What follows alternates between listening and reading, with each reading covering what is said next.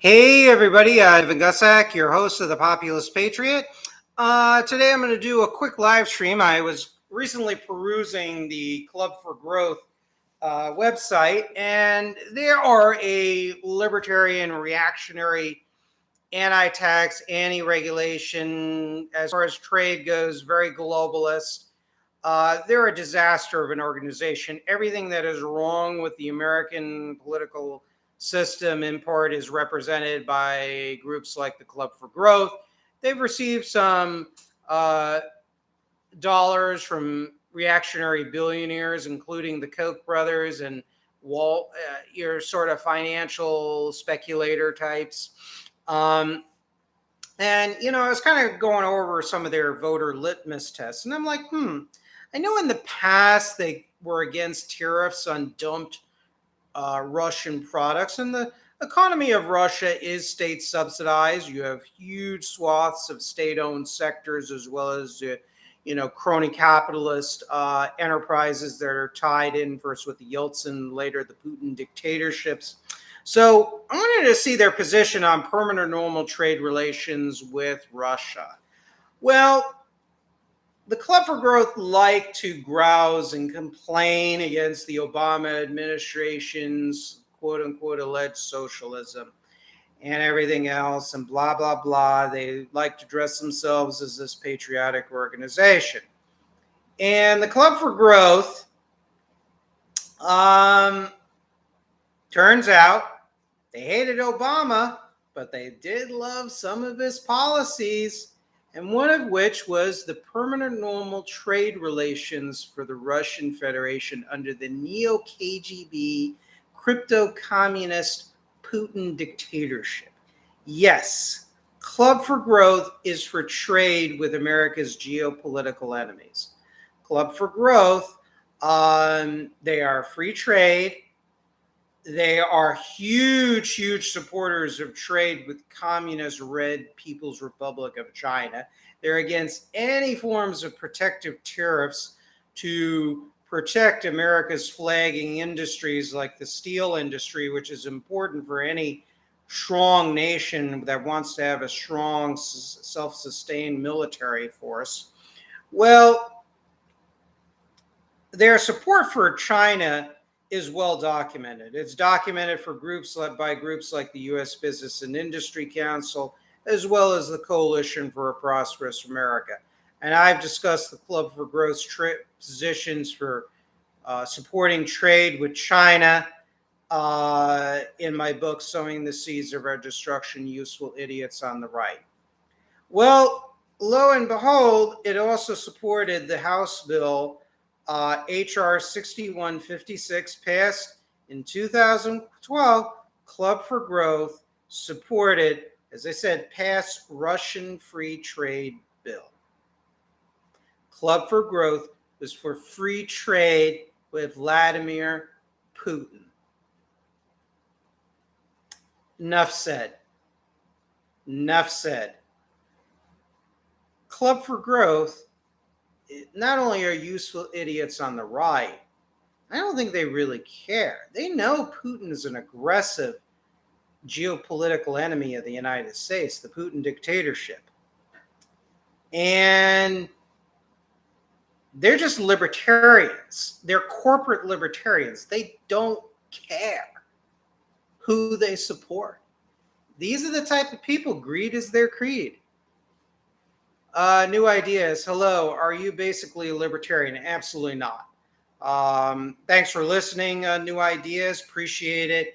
I used to be a libertarian. I used to believe in free market fundamentalism. I used to be a Reagan conservative. Then I moved towards a more hardcore conservative position in the John Birch Society.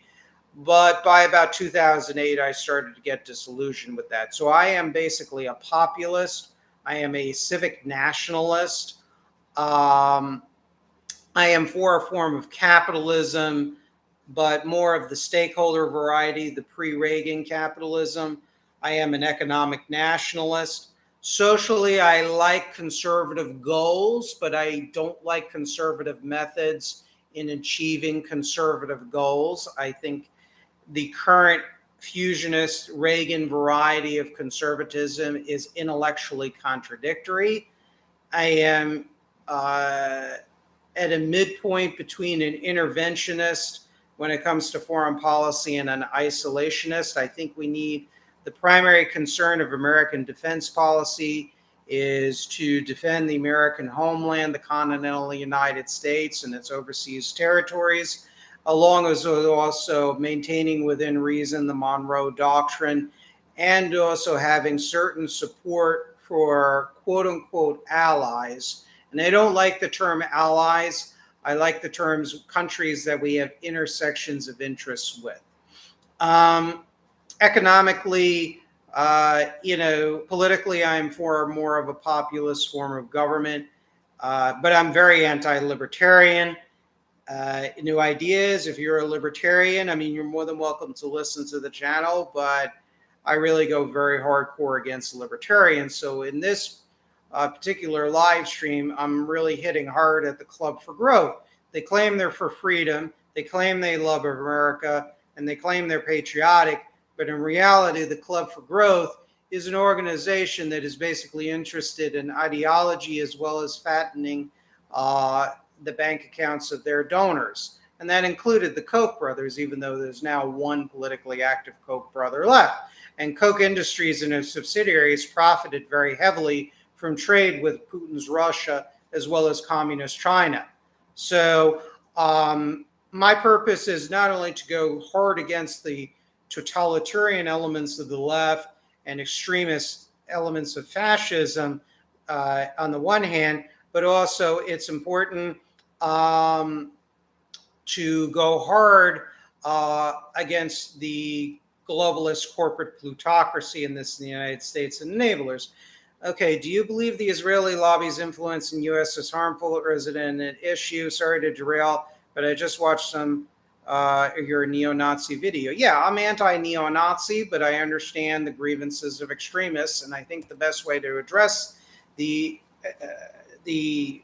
concerns of extremists, whether neo-fascists or communists, is to basically say, okay, you're right about your complaints about the steel mills closing, the family farms being taken over by the greedy elements of the Wall Street community, screwing average Americans. And I think we need to put that into policy. We need radical reforms in this country, radical by the standards of a Joe Biden or Ted Cruz. As for the Israeli lobby, I mean, look, in the Arab-Israeli conflict, I do lean, if I were to choose a side, more towards an Israeli nationalist position. But as an American, I don't like any foreign lobby. I would make it illegal for any American to work for a foreign corporation or a foreign government or a foreign or private organization for that matter. I don't like foreign lobbies. There are countries that are have the intention and the capability to destroy the United States and occupy the United States. And based on videos and my writings, the Russians and the Chinese as allies intend to basically destroy the United States, essentially, as witnessed by post-Cold War defectors from Russia and China, like Colonel Stanislav Lunev, who spoke about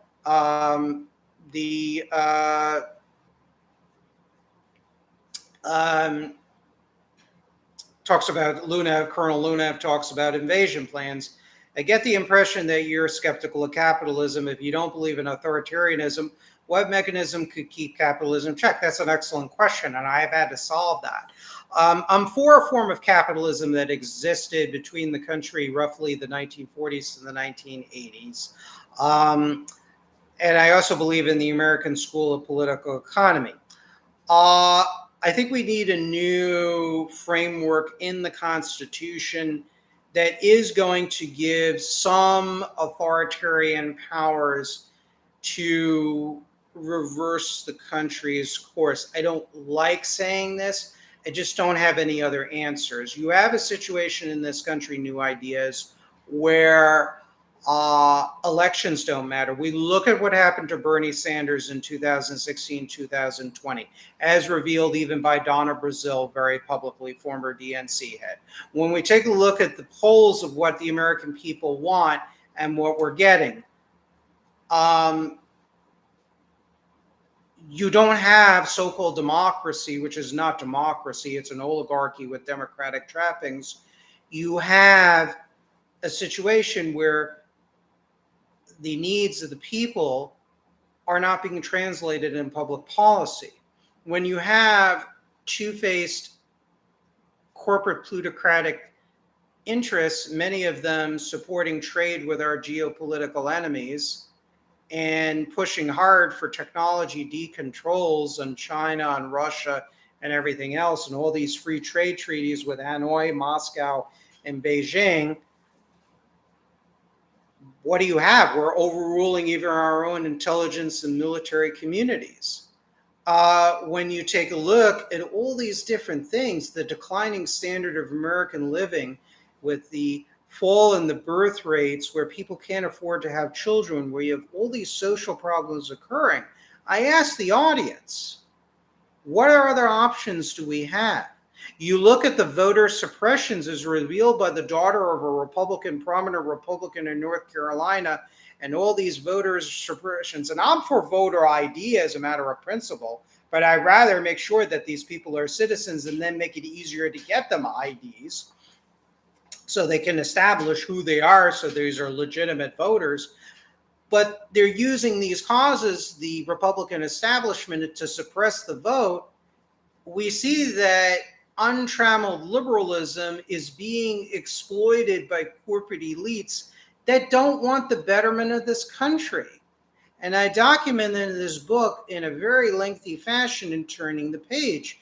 And that's why even on a temporary basis, we need to talk about a new relationship between the private sector, between really corrupt and anti-national plutocrats and the state and society. We need to have some serious discussions. Because as I mentioned in a face-to-face discussion with a friend of mine, we have to take some form of radical action, radical, but compared to the neoliberal market fundamentalist consensus that has polluted our political discourse and the operation of our politics. We have to take a look at that because it's a choice of whether the nation dies or stays alive in perpetuity so we can bequeath to future generations an America that's stronger and stronger and stronger by each day, that it doesn't die, that it's not occupied by Russia or China, that does not collapse and then get taken over by extremists that want to impose something that is totalitarian. So, that's my bottom line. That's my stump speech for today.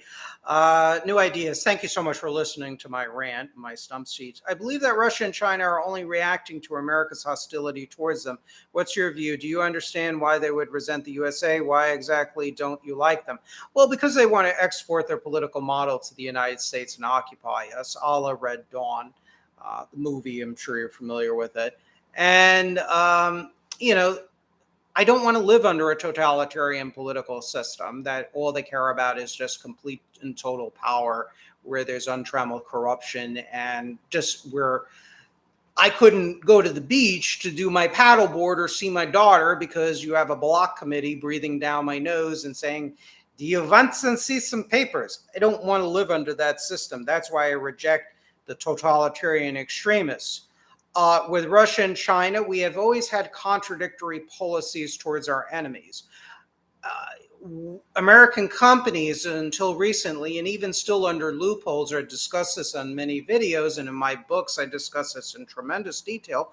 We export technology. We've exported grain to our enemies. We've given trade privileges, lowered tariffs. We've allowed Russia and China access to our political system through the U.S. Chamber of Commerce, the Club for Growth, the Heritage Foundation, the conservative establishment, the Obama administration. We've signed arms controls agreements like New START, which was promptly violated by the Russians. And I'm not saying Russia shouldn't have nuclear missiles and a strong military force and national self-determination over the economy, because I'm not for the United States economically colonizing them.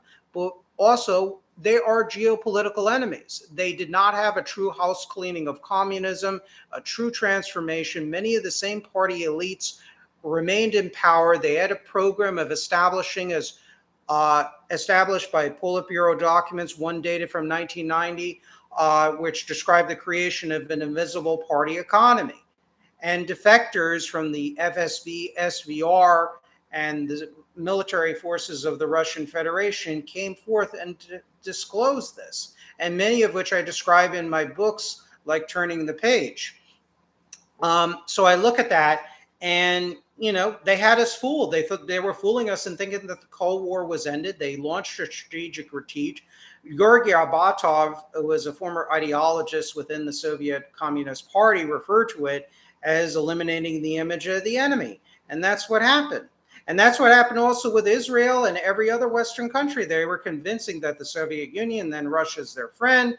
But in reality, they were pumping massive amounts of resources to various Arab and Islamist allies of the Soviet Union in the name of displacing the United States. Anyways, I'm got to end this live stream because I got to take an important call here. New Ideas, thank you so much for listening. Thank you so much for your comments. Again, expose the Club for Growth. Faux patriots. They are not friends of America. They are enemies of America. They are two-faced. They claim they're patriots, but they support trade with Russia and China. And we need groups like, you're welcome, New Ideas. Cheers to you too. We need to basically have a political house cleaning of our system, and groups like the Club for Growth and others need to be examined by congressional committees for their efforts to undermine American prosperity and American national security. Thank you much for listening. I got more live streams coming up, but I do got to take an important call.